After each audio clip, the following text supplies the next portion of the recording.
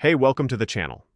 Here in the video, we are going to talk about Destiny, Rising error code 11250. Before we proceed, we want to let you know that we used AI for the voiceover and some graphics. However, all the information shared has been manually researched and is not AI generated. As per our research, the error comes when users try to play a specific story mission, especially during the scene where Wolf and Finola are on the bike leaving the firebase after attacking the cannon. Some players have reported getting disconnected at the same point every time, preventing them from progressing in the quest.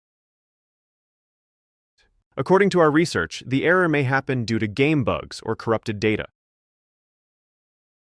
To deal with the error, the first thing we suggest is to restart your device along with your network. Simply power off your system and router, then wait for a few minutes, then restart both. After that, launch the game and check if the error still comes.